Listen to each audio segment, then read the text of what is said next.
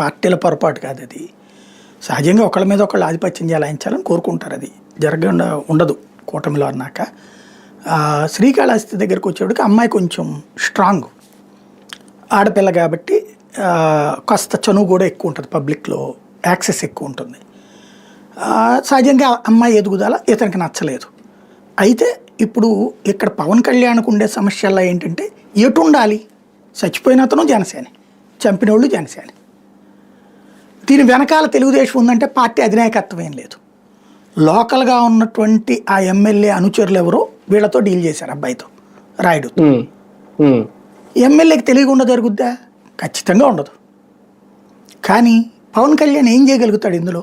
ఇప్పుడు బుచ్చే చౌదరి విషయంలో ఏం చేయగలిగాడు ఆయన? ఇదే శ్రీకాళహస్తి విషయంలో ఇదివరకు ఏం చేయగలిగాడు ఆయన?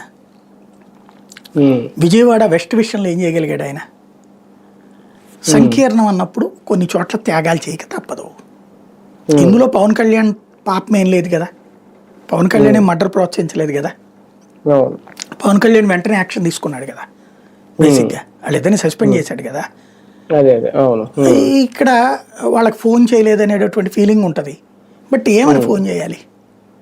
మనోళ్ళే నిన్ను చంపారమ్మా, మీ అబ్బాయిని చంపారు, మనోడే ఇతను కూడా అని చెప్పగలుగుతాడా? కాబట్టి ఉంటుంది. మేబీ నేను కూడా ఇంటర్నల్ గా పవన్ కళ్యాణ్ గారు తెలుగుదేశం దృష్టికి తీసుకువెళ్ళి